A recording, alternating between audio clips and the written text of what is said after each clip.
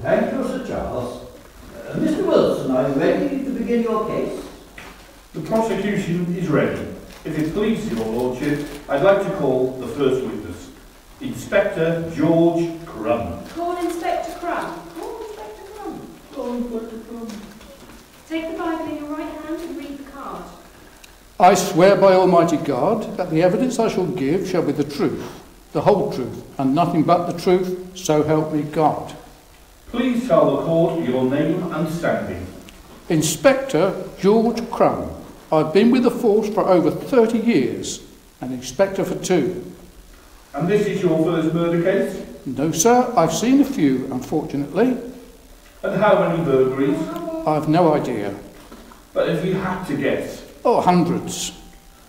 what happened on the night of 14th of September? May I refer to my notebook? Yes, Inspector Crum, please do. Following a call, I attended a suspected murder scene at Orchard Hall, Lincoln Road, at 9:45. Initially, I believed that Miss French had been a victim of a burglary. What made you think it was a burglary? Well, there were signs of a struggle. A lamp knocked over, and there were signs that the room had been searched. Books and papers over the floor. Drawers emptied out. You said initially. Yes, it became apparent the room was staged to look like a burglary. Miss Mackenzie, the maid who lives upstairs, couldn't find anything of value missing. But the main thing was that the majority of the broken glass was on the outside of the window, not inside. What difference does that make? Well, if someone had broken the window from the outside to get in, then the glass would have fallen inwards. But the shattered glass was on the outside, which suggests that the window was broken from the inside. Suggests? Must have been broken from the inside. We concluded there had not been a burglary. What about the victim? What did you find at the scene? Miss French was lying down on the floor. There was a pool of blood around her head, and a candlestick was lying on the floor. There was a glass of port in her hand. The port was spilled on the carpet. It was obvious the candlestick was the murder weapon, as there was blood on it. Did you manage to take any fingerprints? Yes, and there were a few on the candlestick. Miss Mackenzie's, the maid, some we couldn't identify, and some belonging to the defendant, Leonard Vole.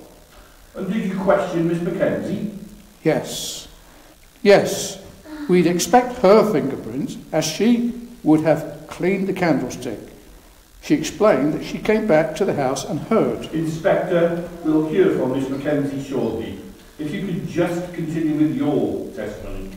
We eliminated Miss Mackenzie and then interviewed Mr. Bowl. We arrested him based on his fingerprints and that he had a motive. Which was? A week before the murder, Miss French changed her will to leave the majority of her estate to Mr. Vole. No further questions. Your witness, Mr. Charles. Sir Charles. Inspector, how many murders have you been the lead investigator on?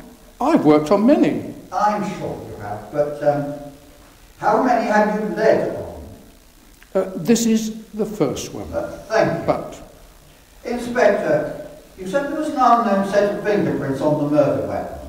yes, a set we couldn't identify, but that's because they were not clear enough. And yet they were clear enough to know they did not belong to Miss French, Miss Mackenzie, or Mr. Vole. Inspector?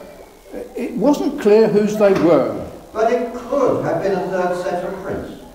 We thought they were either Mr. Vole or Miss Mackenzie, but But it could have been a third set of prints. well, yes, A but third set of prints, and yet you arrested my client for the murder based on known prints of somebody who had legitimately been in the house, as opposed to a third set that could belong to anybody. we weren't sure there was a third set, and we had a motive. Ah, yes, the man.